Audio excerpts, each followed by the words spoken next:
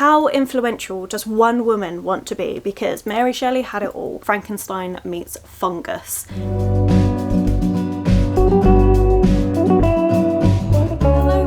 And thank you for joining me. It's Kirsten and we're at the start of another weekly reading vlog, and this week it is the themed vlog and the theme is Frankenstein, and I'm so excited for this video. So we're going to be reading Frankenstein by Mary Shelley, but the 1818 text. Now I have read Frankenstein, I've read it a couple of times, but I've never read the 1818 text. So I'm really curious to see whether I'm still going to love it as much as some of the more updated edited versions, or whether I'm actually going to prefer this. I'm really curious to know, because this is basically what was put to the publishers when Mary Shelley first wrote it, so without edits, without having all of that done. So I'm really intrigued. I love Frankenstein. I think it is a fantastic book. It is basically the pioneer of dark academia, as well as a few other different genres. Like, this book has inspired so many different things. I mean, everybody knows who Frankenstein is, but in case you haven't read the book, it's following Victor Frankenstein, and Victor is obsessed with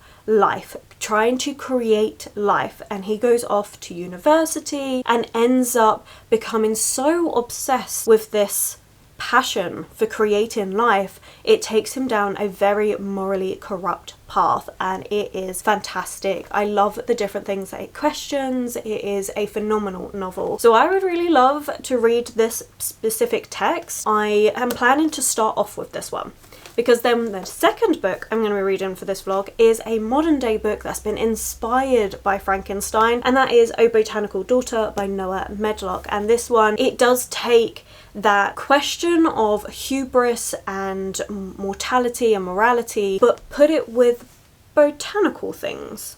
I'm really intrigued by this one. This one is still got a historical setting. It is set in Victorian London, and we're following two men, Simon and Gregor.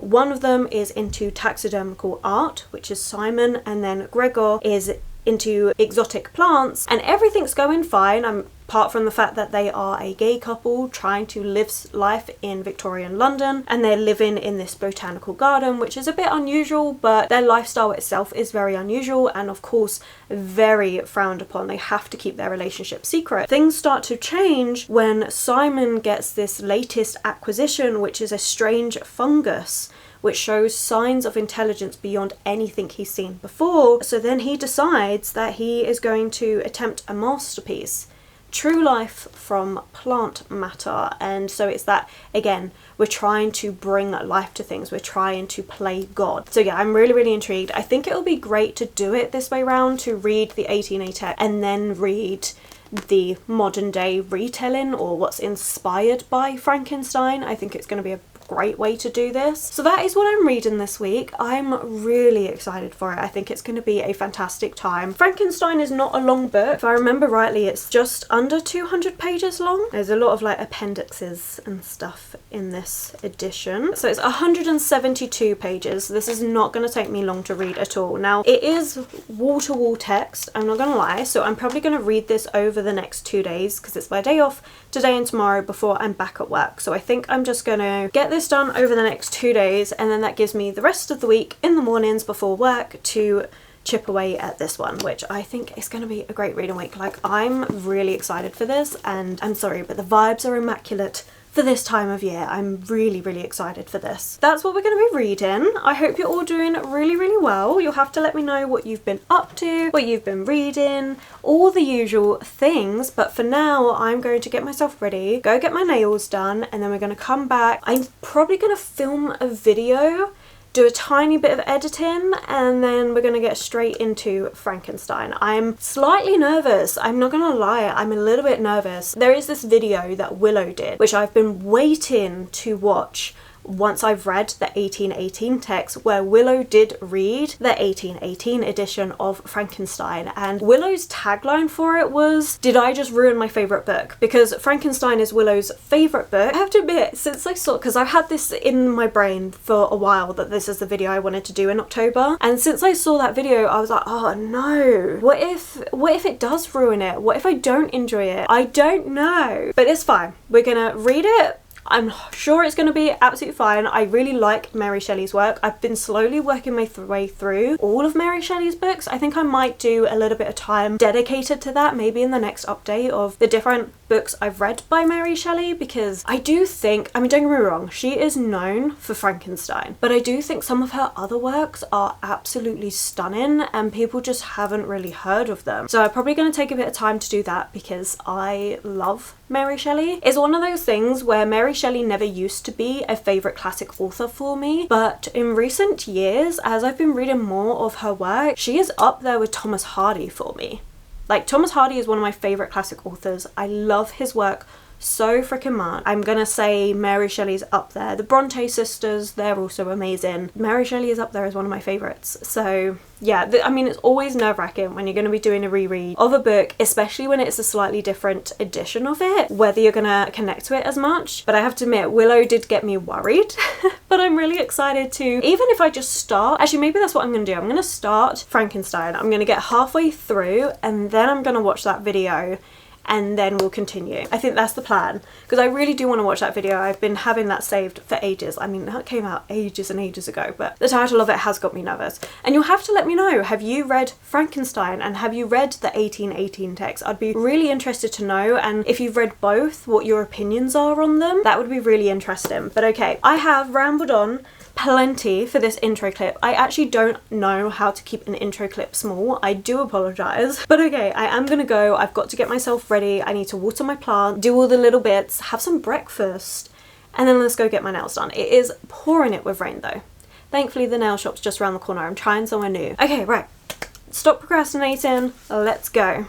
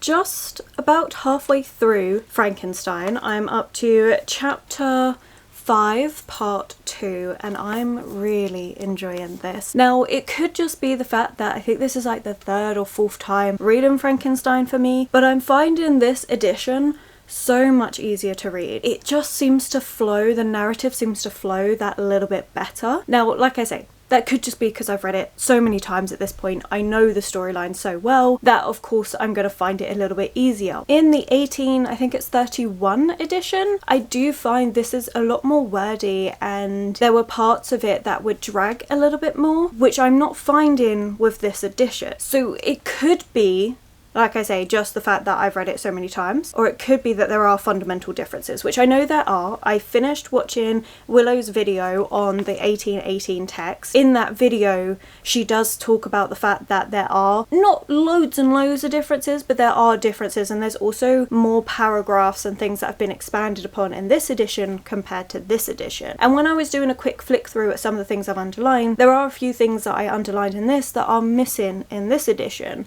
But overall, I am actually really preferring the 1818 edition. Like, my reading experience with this has been so much more enjoyable. As much as I can say I've always enjoyed Frankenstein, I can still say there were moments in this that I found really dry. I haven't come across that yet in this. I've just really been immersed. I also find Victor Frankenstein as a character is slightly less annoying in this edition than in this edition, because in the 1818 text it takes more onus of his own actions, which I think is very needed. He's still not great as a character. I still do not agree with how he treated his monster, but at least there is a little bit more ownership in this edition. But I'm really enjoying it. I'm having a fantastic time. I'm up to the part where the monster is telling his story, and I keep saying the monster because he's never actually named. I know a lot of people view him as Frankenstein, but Frankenstein is Victor Frankenstein, the scientist. The actual monster he created, he never named. I just think the treatment of this poor creature was absolutely horrendous. He has been left alone in this world, in a society where looking different is shunned, which is still the same for our society, honestly. A lot of the time, I mean, yes, we can argue we've got a bit better with it, but in general, people are more quick to shun others that look different. The monster looks very, very different. You know, he even says when he first comes into contact with Victor Frankenstein after the years that he has been left, and says to him, you had this opportunity to show me love, to show me affection, and I would not have turned into the creature that I am today. Because you shunned me and left me to fend for myself, I was then met with reproach and people hating him, and he's just like, what did you expect from me then? If I am to be treated in this way, is it not natural that I protect myself and react in turn? He's got a point. 100% got a point. I've always felt for the monster in Frankenstein, and I've always loved that bit, like the bit that I'm up to, and his story and the things that he's had to deal with since being left and neglected, and oh, wonderful, absolutely wonderful. I am tabbing. I'm not tabbing loads, I'm not doing it really in depth, I'm literally just tabbing quotes that I really love, because there are some beautiful quotes. Now I could do a lot more, I could go a lot more in depth and really explore the different themes and things in this book. Decided that I didn't want to do that this time. It is kind of funny, like the first time I read it didn't annotate anything. I do believe the second time I read it was when I read it in this edition, and I just went in with blue pen and just underlined sentences but didn't tab anything. And now we have progressed to tab in, but just quotes that I love. So maybe eventually on another reread I will actually dive into the themes and things, but I'm really enjoying this. I'm having a fantastic time. I do plan on finishing this today, which I think is really easily doable. I think I've got about 89 pages left to go at most. Loving this. It is fantastic, and it's just a masterpiece. The things and themes that Mary Shelley explores in this is just so well done, and I would recommend giving the 1818 text a try. I did think that this would be slightly harder to read because it's the earlier text, and Mary Shelley herself is the one that edited the later text, and so and obviously she's older at that point, but this I'm actually finding really, really easily readable, and I think because it cuts out some of those longer paragraphs and blocks of text that we get in the other edition, that this is a little bit easier to read. I did want to just quickly go through the other Mary Shelley books that I've read, and ones that I think do need to be spoken about a bit more. So she has actually done quite a few short stories, and I've got 4 of them here. One is Matilda, and this one is a really poignant, melancholic story. Like, it is so depressing, and it deals with a very heavy subject matter, but I thought it was beautifully done, really well executed. Like, just the writing of it all was stunning. So I would suggest this, but just go in. It is very, very dark. On the back here it says, Mary Shelley's dark story of a bereaved man's disturbing passion for his daughter was suppressed by her own father and not published for over a century. So you can see where it's going in terms of the darkness of it all, but it really was beautiful writing, and this was the second book I'd ever read by Mary Shelley. Then we have this short story collection called Transformation. In here are 3 gothic stories that Mary Shelley wrote. We have Transformation, The Mortal Immortal, and The Evil Eye. I did recently read this collection, and I will say The Evil Eye is my least favourite, but the other 2 were really good. Again, it's kind of got that signature looking into morals and questioning mortality, and I enjoyed those topics that are being explored in this one. So again, another good one that I would recommend, especially if you're trying to read a little bit more of Mary Shelley. I think it's fantastic, and this is only 101 pages and it's got 3 short stories in it. So yeah, really enjoyed that. But in terms of novels, there are 2 other Mary Shelley novels. Now, I have read L'Adore, and I adored this so freaking much. I loved this. I had such a good time with this. I read this while I was in Edinburgh. Was it last year? Yeah, last year, and I had a fantastic time with this. I really want to reread it. I would annotate this. It is fantastic. It is so different to Frankenstein, but it is so wonderful. This is Mary Shelley's love story. We are following different women and at different times, and the narrative, you start following one person and you start hearing their story, their love story, and then they'll intersect with the next character you're going to see the perspective from, and it will move from the first person's perspective into this second person's perspective that you just met, and then you'll get their story. And I really like the way that narrative was done. I thought it was really interesting. I don't think I've read a narrative quite like that, or at least not one that I can remember. In the end, all the stories linked back up together, but all of them revolve around this one man. So I'm just going to give you an overview of the back, because obviously synopsis, they're there for a reason. They sum up the book really well, but this was gorgeous writing. I would recommend, if you are a person that generally tends to like classics like Jane Austen, then this is the Mary Shelley book for you, because I think it works really well. So if you're not so much a gothic reader and you don't want something as dark, this works. In this one, the web of relationships of three women bound together by the exacting Lord Lodore. We have Lodore's estranged wife, Cornelia. We have Ethel, his daughter. And then we have Fanny Durham, the daughter of Lodore's childhood friend. And this is fantastic. So you get those three perspectives, and as I say, they kind of intersect one another, but it's just beautifully written. I loved this book so much. I definitely want to do a reread of this because it was beautiful. I genuinely adored this. So yeah, so if you are looking for something lighter from Mary Shelley, don't get me wrong, there are still some moments of sadness in there. It's Mary Shelley. I just find her writing generally quite melancholic. That's kind of what I associate with her, but it isn't anywhere near as dark as Frankenstein or the other short stories I was talking about. This is lighter and at its heart a romance. I love it so much. And then I have a book that I haven't read yet but really want to, and that's The Last Man.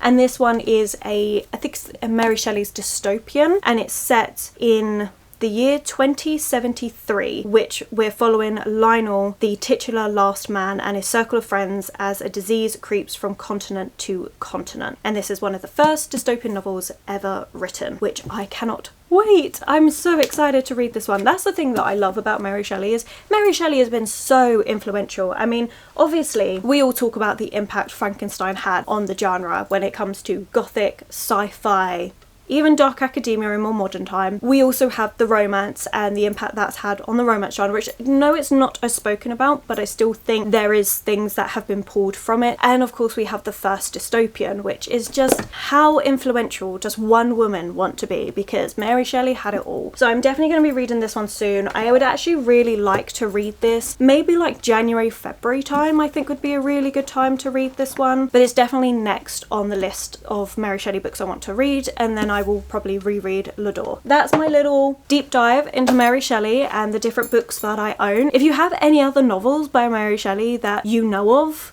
then please put them in the comments below. But right, okay, that's everything for this update, I think. I mean, yesterday was just a really relaxing day. I didn't do too much. I ended up watching Hotel Transylvania of an evening, which was so much fun. I love that film. It is so silly. I feel like it was perfect to watch when I'm reading Frankenstein because, you know, it's just fun. But yeah, today I just plan on finishing Frankenstein and then going from there. But I had a great time with all of this. As you can tell, I am a Mary Shelley fan. Like 100%. I love her writing. I love the themes that she explores. I just think it's so well done, and I'm very intrigued by The Last Man. So please let me know if you've read The Last Man and what you thought of it. But right, okay, I'm just going to keep rambling on about my love for Mary Shelley, so I'm just gonna go and I'll catch up with you probably when I've finished Frankenstein and started The Botanical Daughter. I'm really excited for that one. I have high expectations for that book. I also have quite a lot of Frankenstein inspired books that I have read. Maybe I'll do a little segment a bit later on showing off all of those, because again, it just goes to show how much Mary Shelley's had an impact. Some of them, one of them I can't even say because that would be a spoiler for the book. There's just been so much. Anyway, right, I said I would stop rambling and here I am still going on, but I'm gonna go.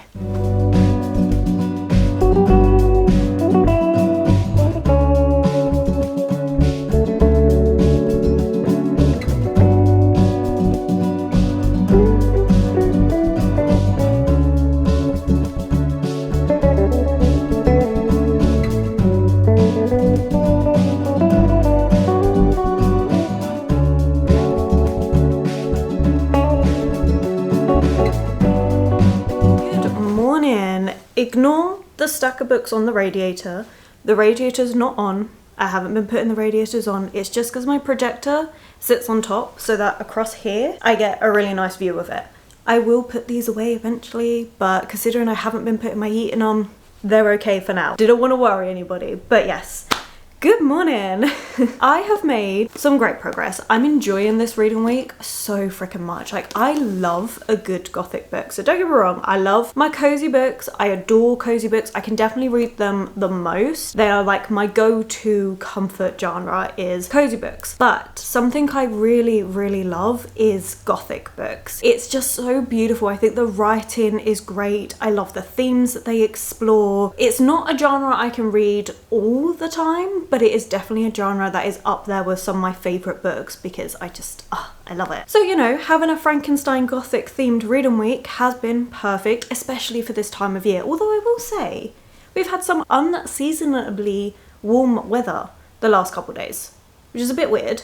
But regardless, I finished Frankenstein and I really, really did enjoy this edition of the text. Like, I just think it worked that a little bit better in terms of it flowed a little bit better. And while I do miss some of the lovely quotes that were in the later edition, those are just extras that have been added in. It prolongs the story, it drags it out a little bit, and while I do enjoy it, it does mean it's a little bit more of a slog to get through. Whereas this one, it had the core of everything, obviously, because it's the first edition, but it just was a little bit more concise and to the point, and so things just, it was better paced, I guess is what I'm trying to say. But I really, really enjoyed this. I had so much fun rereading Frankenstein and reading this edition of it for the first time. I think upon reread, I'm probably going to stick to rereading this edition.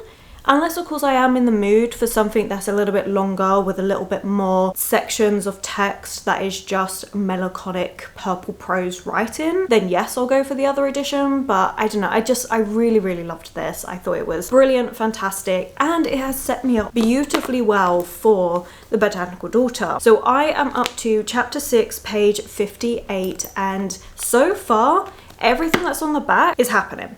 We've had, is it Gregor? Gregor, who is the botanist, he has received his fungus and he's realizing how smart this fungus is, and he's questioning what makes sentient life, what gives the title of sentience, and he's kind of breaking down what sentient life is and whether this fungus has that. You know, is it a intelligence? Is it a cultivated intelligence? His obsession with it is great. You can definitely see the rabbit hole he's fallen down. And then we have Simon, the taxidermist, who is just kind of being dragged along for the ride because of their relationship that they have during Victorian London. Obviously, it's a crime at this time, and so having that relationship with one another, they love each other, they trust each other, but when Gregor starts going down this road, Simon has no choice but to help him, because if Gregor gets arrested for what he's doing, the secrets that they have between them, it will all come out. And so their bachelor lifestyle will be shown for what it actually is. And while, yes, there might be a couple people who know, it's easily excusable at the minute. Whereas if you get caught for one crime, it's like a domino effect. It's all going to happen. So he's getting pulled along whether he likes it or not. And I'm loving this. I'm really liking the writing style. It's very easy to read, but also, I don't know, I really am enjoying it. Like, I'm enjoying all of the botanical talk, the look into different plants and where this is going to go. I think it's going to get very dark, question the morals. I think the romance that these two have is going to be called into question as well, because Simon stands on opposite ends of where they should go with the morals of all of this than what Gregor does. So I feel like that's definitely going to be a note of tension between the two of them. So I'm interested to see how that's going to impact their relationship. I am really liking this. I think the start of this with the beautiful descriptions of this greenhouse that they live in is absolutely stunning. I think the way it's been done to show how this greenhouse is actually livable for them, the way they've sectioned rooms off with plants, basically, it's just, the imagination of it all is impeccable. I'm really enjoying that. So yeah, this is all taking place in Buckinghamshire as well, so beautiful English countryside. But yeah, these two, they are quite reclusive and like cut off from society, which works for both of their professions, but they're just kind of like away from the village and stuff in this big what would have been a big mansion house, but the mansion had burned down, so they live in the greenhouse that's on the grounds instead, but it's still set quite far away, so they have little interaction, which works again for their lifestyle, and it works as well for their profession. So it kind of all meshes up really nicely until, of course, this spanner in the works is going to happen. And we've just had the start of Gregor wanting, as it says here, a recently deceased corpse to use for his fungus. So yeah, it's great. I always enjoy a book where the synopsis is just like the first few chapters, because then you don't know what you're going to get next. And I love seeing the way that the story is going to progress, and whether it meets your expectation or it takes some unusual twists and turns that work for you so well because you love the direction it's gone in. So really intrigued to see how this is going to progress, and seeing that snippets of just connections to Frankenstein. I am thinking, like, instead of tabbing this book fully, I might just do the one tab that has connections back to Frankenstein, because there was this sentence that Gregor had, he's writing this journal about his observations of this fungus and, you know, seeing his thought process of it, and there was like a couple sentences in there that just reminded me so much of Victor Frankenstein when he was in his fervid state of wanting to create life. And so it will be very interesting to see, do we get the same effect that Victor had once his creation was created? Are we going to have that same appearance to the creation? I don't know. So I am thinking I might do that, maybe just with the green to match this, but I don't want to annotate fully. I've actually been kind of enjoying just doing like little bits here and there. So I think I'm just gonna do a little tab to connect to things in Frankenstein, and see how much of it I can pull out from this book. I think would be very good. So yeah, really enjoying this, and it's such an easy read. Like, I'm finding I'm really able to sit there and just fly through it. It's nice actually, because I had been finding that my reading speed had felt a bit slower lately, which is not a bad thing. Like, you read at whatever speed you want, but just for me and my personal reading speed, it did seem a little bit slower. Some books, not my cozy books or my cozy vlogs, they've been amazing, but some books that I've been reading for other vlogs, I've been finding a little bit, I'm having to like stop and start with my reading, whereas this is a book that has just captured me, and I'm able just to sit there and just read constantly. Like, I read a little bit more this morning because I started this yesterday, but I didn't get to where I wanted to in this book, which is fine. I'm going to read more of it today. It's just yesterday I had a very late start to the day, so I didn't have that much time before work to actually sit and read.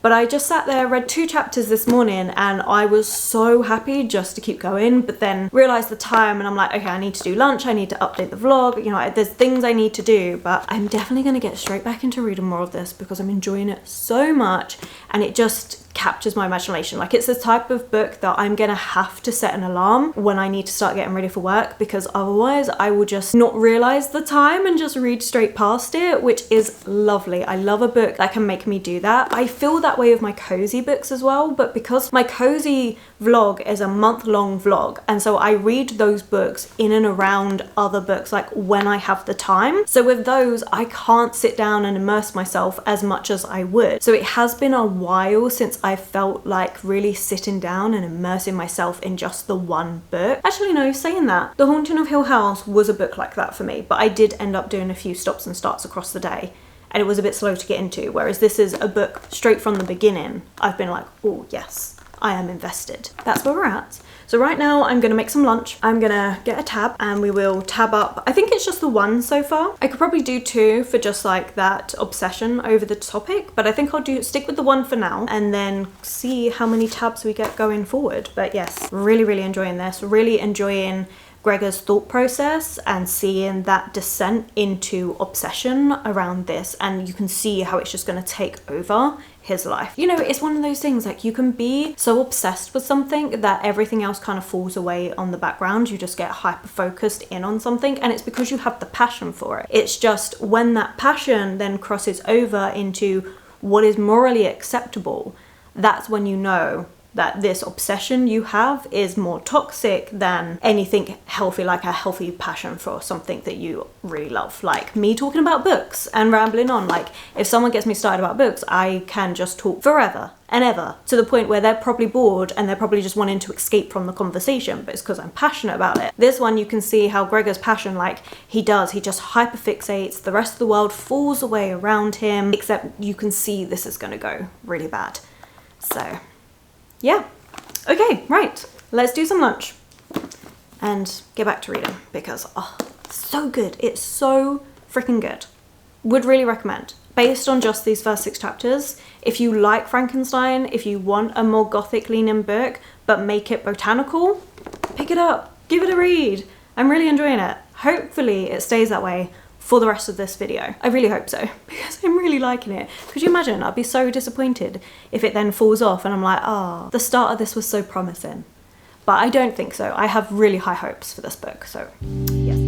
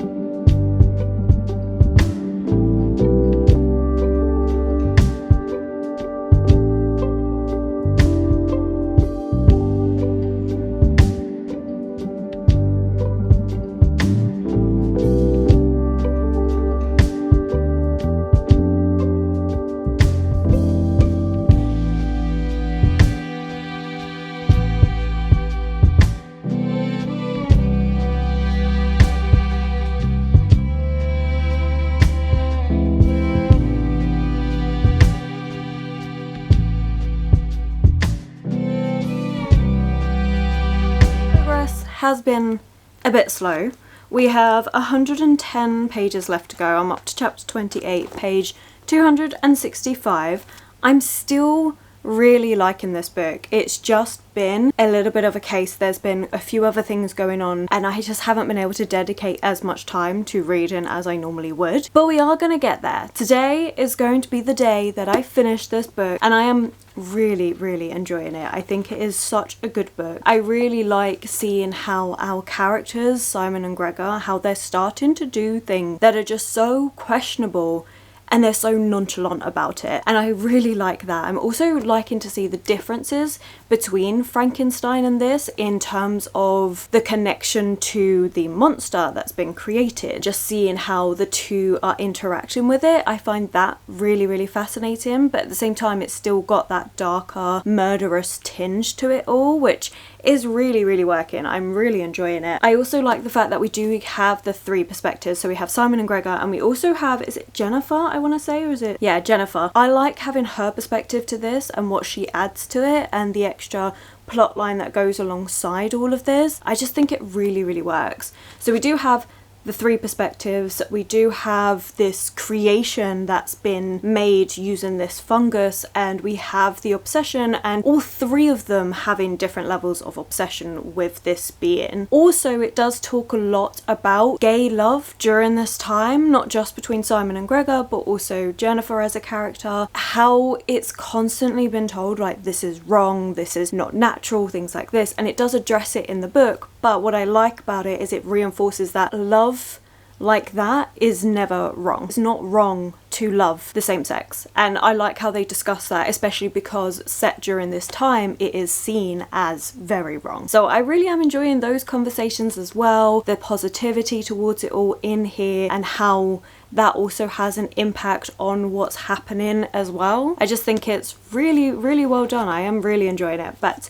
like I say, the plan is I really need to get this done today. Like, it's definitely something that I am slacking in. I need to make up for it, mainly just because it's Sunday and I want to be able to start my next week's reads, and next week is going to be a bit of a hodgepodge week. I'm just kind of catching up on lots of different things. I don't have work, which is lovely. I've got 6 days off work, but there's lots of like life things and stuff going on that week, so we're gonna see how much I actually get read that week. But I've got 2 books I really want to be focusing on next week. One just depends if it arrives.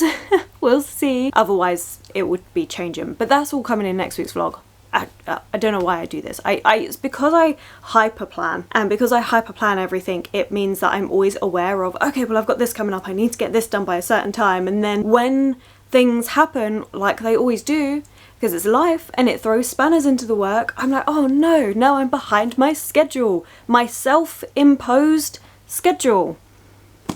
I don't know why I do it to myself, but I do. But yeah, I am really, really enjoying this. I think it is so good. What I should have done, and what I meant to do, is go and get some of the Frankenstein retellings that I have on my shelves, which actually, thinking about it, isn't as many as I thought, but let me go grab them. Okay, so I've got 4 here. I do have another one, but if I was to tell you that it's inspired by Frankenstein, that is a massive plot reveal, so I'm not going to do that. You know what I would love? I would love a T. Kingfisher retelling of Frankenstein. I think that would be phenomenal. I really would love that. Like, I genuinely think that that would be absolutely stunning. But the very first Frankenstein retelling I ever read is The Dark Descent of Elizabeth Frankenstein by Kirsten White, and I loved this. I thought it was absolutely fantastic. I mean, I love how floppy this book is. It's amazing. But this one, we are seeing it all from Elizabeth's perspective, which is the person that Victor Frankenstein is wanting to marry is the person that is adopted into the household at a very young age, and you just get it all from Elizabeth's perspective, and you see how she really struggles with everything, with being in this precarious position, always wanting to make sure that Victor's attention is on her, because if she doesn't have his attention, then what's the point of her being there? Because the family's made it very clear what their intentions are for Elizabeth, so she has to make sure it happens. And I don't know, I just thought this was a fantastic book. I really, really enjoyed this. This is young adult. Really, really loved this. We have another young adult one, which is Dangerous Remedy by Kat Dunn. This one is kind of inspired by the French Revolution and Frankenstein. Really enjoyed this. There is 3 books in this trilogy. I've read the first 2, and as much as I do really enjoy it, do I think I'm ever going to reread or continue with it? I haven't quite made up my mind, mainly just because I am finding that I tend to read a little bit less young adult, but this one was still really good, and I did really enjoy the Frankenstein influences in this book. I thought it was really, really well done. I really enjoyed that. So yeah, do recommend Kat Dunn's writing, and if you do enjoy young adult but you want something that's a little bit more gothic leaning, this is a really good one for it. And then we have The Strange Case of the Alchemist's Daughter by Theodora Goss. This is a series I definitely want to reread. I loved this book. This is, oh, it's so good. I'm annoyed because this is water damaged. I loaned this to somebody and it just got damaged, and I'm so upset with that. But this one is a combination of not just Frankenstein, but it has Frankenstein influences, but a lot of our gothic classics. So you have Dr. Jekyll and Mr. Hyde, we've got The Island of Dr. Moreau, Frankenstein, Dracula plays a part in the second book, The Great Godpan by Arthur Machen, which is a short story, that plays a part in the 3rd book. Like, there are so many different things. Sherlock Holmes also makes an appearance in here. This is a tale, like the trilogy is called The Athena Club, and it is all these women that are the daughters of these men, these thoughtless men doing their silly little science experiment, and how these women have been forgotten over time and how they were treated, and I really, really like it. So yes, the Frankenstein influence in here is because we do follow Justine, which is somebody that you meet in Frankenstein. She is wrongly accused of murder that Frankenstein's monster committed, and then she is meant to be made into Frankenstein's monster's bride, and we're just seeing the fallout of all of that in here, which I really, really like. Would recommend this series. It's kind of like a bit of a murder mystery-esque, as well as lots of other stuff going on. Really, really recommend this series. It's so good, and it's kind of under hype. I will say the second book is so long. I do like this series, it's good. And then the most recent Frankenstein retelling, reimagining I've read is Our Hideous Progeny by C.E. McGill, and this is Frankenstein meets dinosaurs. I loved it, it's so good. This is set after Frankenstein as, I think it's Frankenstein's niece.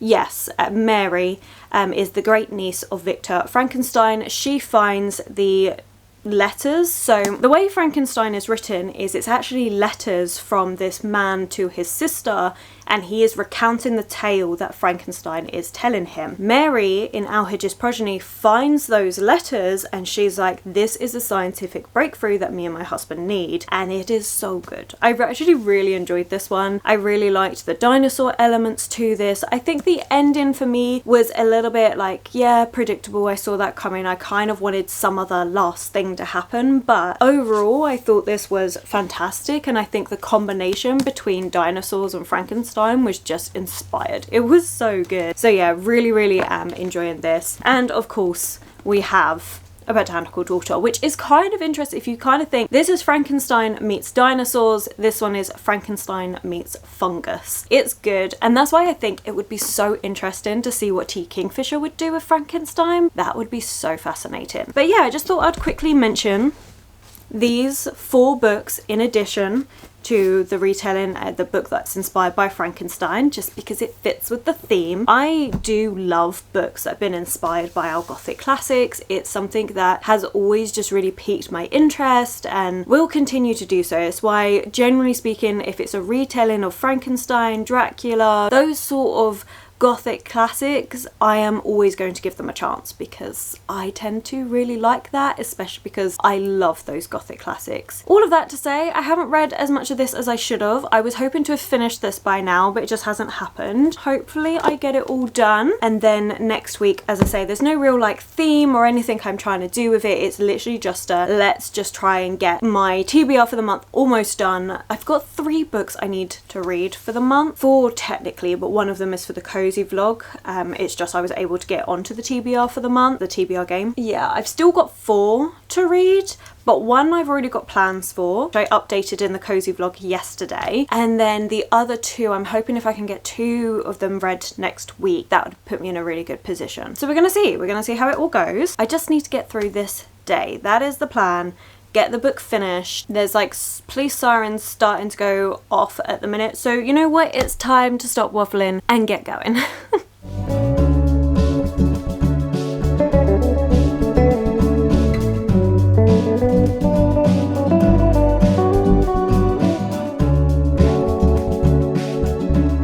book, so freaking much.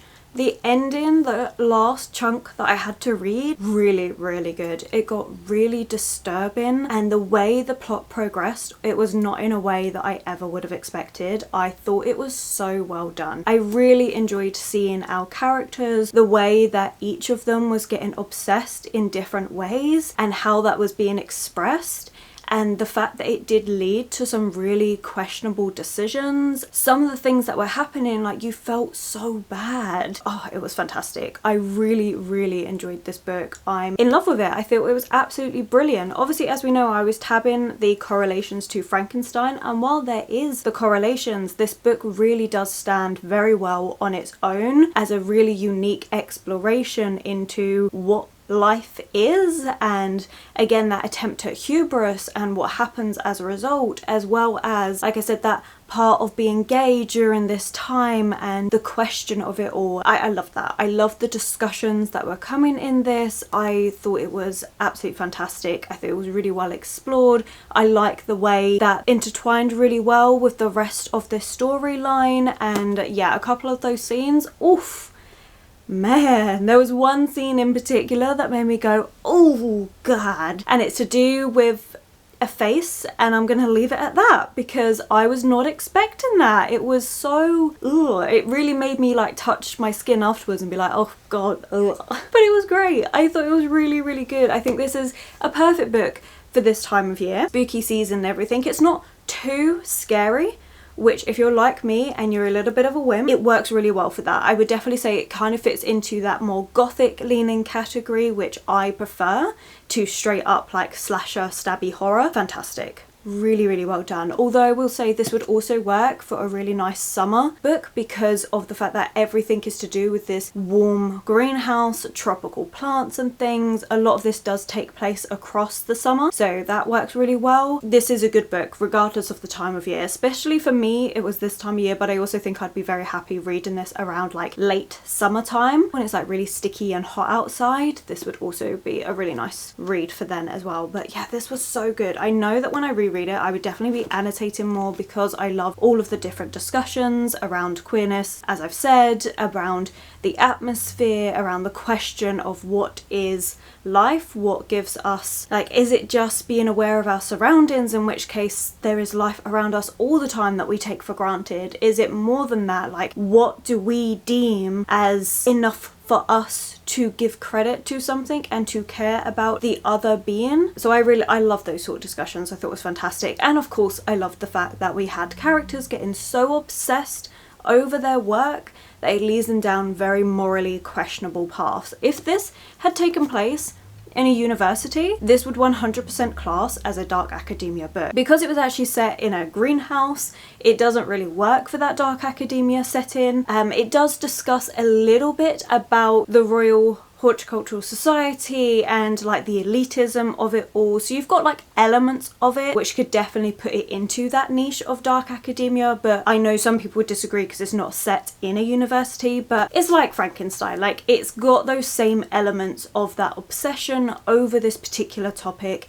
and taking it to the extremes and seeing the moral fallout of it all, and I adored it. I thought it was fantastic. So I have really enjoyed this reading week. I think it's been brilliant. I'm really pleased that I read the 1818 edition and that I read this first before going into A Botanical Daughter. I think it paired really well together. It cemented itself as a favourite classic of mine because Frankenstein is something I've always enjoyed, but as I mentioned before, there are parts of that book that I would find really drawn out. It's the same thing like with Dorian Gray. There is an uncensored version, which was the original version that Oscar Wilde wrote, which is kind of hard to get hold of. And when you read that, it's so much better than the standard edition that you get. And in my opinion, it's the same thing here. Yes, it was Mary Shelley that was editing it, and she chose to edit it as an older writer, matured a little bit more. And don't get me wrong, some of the passages in, I think it's the 1831 edition, is absolutely gorgeous. And some of them were beautiful writing that you don't get in here. But I think the overall storyline and everything is much better done in this edition. But that's a personal opinion. I loved it. It was a fantastic book. And I definitely think like every year I do want to be rereading a favourite Gothic classic. This year it was Frankenstein. Next year, honestly, the way I keep thinking about the uncensored version of Dorian Gray, it's probably going to end up being that because I loved it so much. Pretty sure I read that one last year. Adored it. It was fantastic. Not enough people know about that book. It was brilliant. I should probably go get it. Let me go get it. This has no relation to the vlog at all, considering this is a Frankenstein vlog, but I just, reading Frankenstein really gets my love going again for all those Gothic classics. But I just want to mention this one as well because it does go with the fact that I think sometimes the original text is just better, in my personal opinion. The same with Dorian Gray. So the normal one, the one that's more widely accessible, is The Picture of Dorian Gray by Oscar Wilde. Pretty standard. However, there is this version that came out first, or well, went to the publishers, and the publishers were like, we can't print this, and that is the uncensored picture of Dorian Gray, and it is phenomenal. A lot of extra stuff that's been put into this book that was just unnecessary and a bit drawn out and just didn't really work. One chapter in particular was added in that I genuinely really struggle with in this book. You don't have it in here. It's brilliant. It's a lot more, or like that chapter that isn't, it's a lot more condensed, it's a lot better, and it's a lot more explicit in terms of love, and I thought it was fantastic. It was absolutely brilliant, and I really want to reread this and annotate it properly. Like I did go through with a pink pen underlining things. Was it pink? I thought I did it in pink. That's a shame. But I am probably going to go through this with a pink pen now, considering I did that in blue. Re-annotate this book. Like I did lots and lots of underlining, but this was before I was fully into my tabbing system. So I think this is definitely going to get done soon because I love this book. Whether I wait until October, I don't know. But it's just the point that in October, I do love reading a good Gothic classic. And I'm always so excited when I find a different version to the more widely accepted version of the text, because I just find it so interesting to see the differences. The earlier edition for me, in the case of Frankenstein, I just preferred. So yeah, fantastic reading week. I'm really, really pleased. I'm really happy that I did this reading week for October. I thought it was brilliant. If you haven't read A Botanical Daughter but you do enjoy Frankenstein, give it a read. Or if you're just the sort of person that wants kind of gothic, atmospheric, slightly disturbing book to do with botanical stuff, again, fantastic. Give it a read. I think I have said my love for these books enough. If it doesn't convince you, I don't know what else will, but it was definitely brilliant and I'm really, really pleased I gave these a read. But that is everything for this weekly reading vlog. I hope you have enjoyed it. Please let me know if you've read either of these books and what you think of them, or if you have any other Frankenstein retellings that you have really read and enjoyed. Again, let me know. Oh, I did want to quickly show a non-fiction book I have about Mary Shelley. So for anyone that is as big of a fan of Mary Shelley as I am, we do have Mary's Monster by Lita Judge, and this is a non-fiction book with the most wonderful illustrations in it. It is absolutely gorgeous and it details Mary's life, the build up to her creating Frankenstein.